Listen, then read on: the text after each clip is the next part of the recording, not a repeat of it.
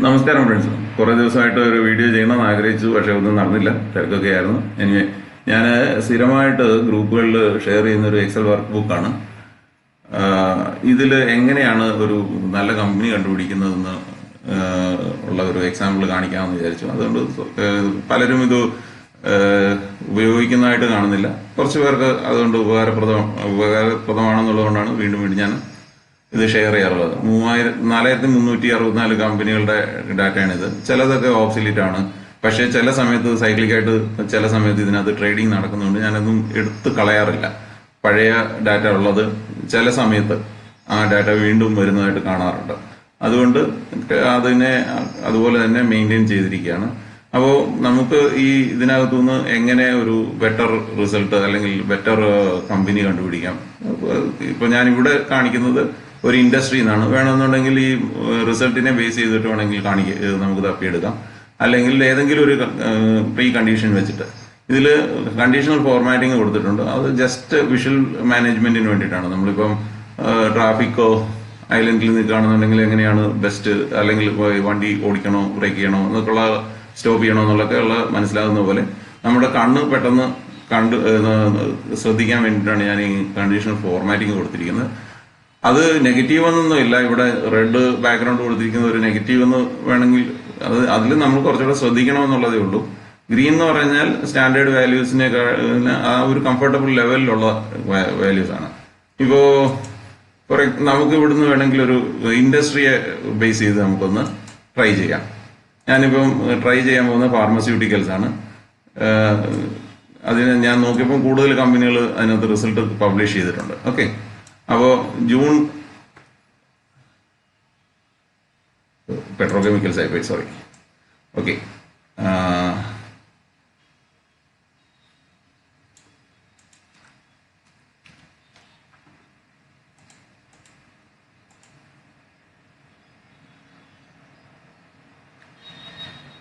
Pharmaceuticals നമ്മൾ select ചെയ്തു. അപ്പോൾ അതിൽ നിന്ന് ജൂൺ റിസൾട്ട് 178 കമ്പനികളാണ് വന്നിരിക്കുന്നത്. അതിനകത്തുനിന്ന് നമ്മുടെ ജൂൺ റിസൾട്ട് നമ്മൾ സെലക്ട് ചെയ്യുന്നു. ഓക്കെ,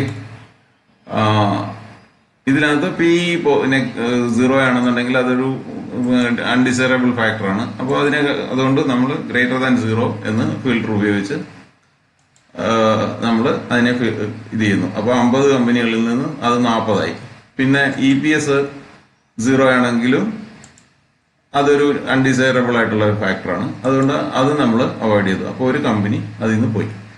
പിന്നെ profit growth, sales growth year on year ആണ് ഇത് കൊടുത്തിരിക്കുന്നത്. ഒരു ഗ്രോയിങ് കമ്പനി എന്ന് പറഞ്ഞു കഴിഞ്ഞാൽ അവരുടെ സെയിൽസ് ഓരോ അത് കൂടിക്കൊണ്ടിരിക്കണം. അതാണല്ലോ അതിന്റെ ഒരു യാർഡ് സ്റ്റിക്ക്. അപ്പം നമ്മൾ അതിനെ >0 എന്ന് നമ്മൾ സെലക്ട് ചെയ്തു. അപ്പോൾ 178 കമ്പനിയിൽ നിന്ന് 20 കമ്പനിയായിട്ട് ചുരുങ്ങി. ഇവിടെ നോക്കുമ്പോൾ നെറ്റ് പ്രോഫിറ്റ് >0 ആണ്. അല്ലെങ്കിൽ നമുക്ക് വേണമെന്നുണ്ടെങ്കിൽ >0 എന്ന് ഇവിടെ നമുക്ക് നമ്പർ ഫിൽട്ടർ ഇടാം. അതിനകത്ത് വാല്യൂ ഒന്നും വ്യത്യാസം വരുന്നില്ല. പ്രോഫിറ്റ് ക്രിയേറ്റ് ചെയ്യുന്ന കമ്പനികളാണ് നമുക്ക് ഡിസൈറബിൾ.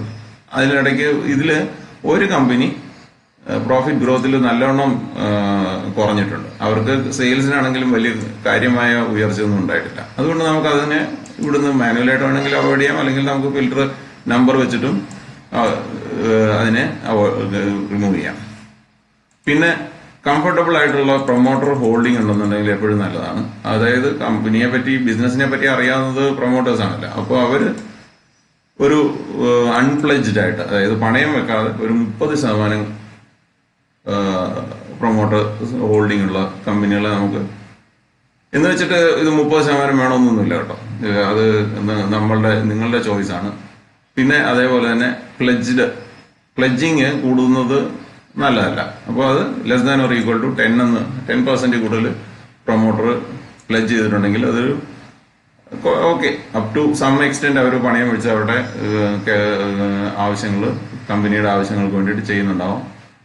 അപ്പോൾ അത് വന്നു കഴിഞ്ഞപ്പോഴത്തേക്ക് 13 കമ്പനിയോട് വന്നു. അതുപോലെ തന്നെ പ്രൊമോട്ടർ ഹോൾഡിംഗ് കുറയ്ക്കുന്നത് ഒരു അൺഡിസൈറബിൾ ഫാക്ടർ ആയിട്ടാണ് കരുതപ്പെടുന്നത്. അപ്പോൾ അതുകൊണ്ട് >0 നമ്മൾ കൊടുത്തു കഴിഞ്ഞാൽ നമ്മളുടെ പർപ്പസ് എന്ന് പറയുന്നത് ഏറ്റവും മിനിമം കമ്പനികളിലോട്ട് ചുരുക്കുക എന്നുള്ളതാണ്. എങ്കിലും നമ്മളുടെ ഒരു ഫ്ലെക്സിബിലിറ്റി ഉണ്ട്. പിന്നെ ഡെപ്റ്റ് ഇക്വിറ്റി റേഷ്യോ അത് 0-1 ആണ്. 0-0.5 നല്ലതാണ്, 0-1 വരെ അക്സെപ്റ്റബിൾ ആണെന്നാണ് പൊതുവെയുള്ള ഒരു കോൺസെപ്റ്റ്. അപ്പം നമുക്ക് ഒരു കമ്പനി 1-ന് മേലെയുണ്ട്. ഓക്കെ, അപ്പോൾ അതിനെ നമ്മൾ അവോയ്ഡ് ചെയ്തു. ഇവിടെ നോക്കുമ്പം കറണ്ട് റേഷ്യോ വന്നിട്ട് 1-ന് മുകളിലുണ്ട്. കറണ്ട് റേഷ്യോ എന്ന് പറയുന്നത് ലയബിലിറ്റി ബൈ അസറ്റ് ആണ്. അപ്പോൾ അത് 1-ന് മേലെയുണ്ട്. അതായത് അവരുടെ ലയബിലിറ്റി അസറ്റിനെക്കാട്ടിലും കുറവാണ്. ഓക്കെ, അതൊരു റീസണബിളി ഭേദപ്പെട്ട ഫാക്ടറാണ്.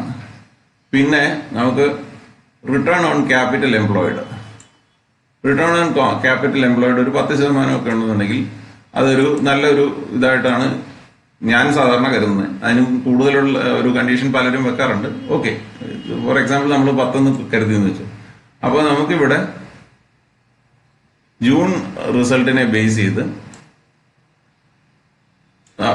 നമുക്ക് 7 കമ്പനി, ടോട്ടൽ 178 ഉണ്ടായിരുന്നു, 50 കമ്പനികൾ റിസൾട്ട് പ്രഖ്യാപിച്ചു. അതിൽ നിന്ന് നമ്മൾ ഏതാണ് ഭേദപ്പെട്ട ഒരു റിസൾട്ട് പബ്ലിഷ് ചെയ്തിരിക്കുന്ന ഏത് കമ്പനികളാണെന്നുള്ളത് നമുക്ക് ഫിൽട്ടർ ചെയ്തെടുക്കാൻ സാധിച്ചു. ഇനി ഇതിനെപ്പറ്റി മറ്റ് ഫർദർ പഠിച്ചു കഴിഞ്ഞു കഴിഞ്ഞാൽ നമുക്ക് ഒരു ഇൻവെസ്റ്റ്മെന്റിന് ഭേദപ്പെട്ടതാണോ എന്ന്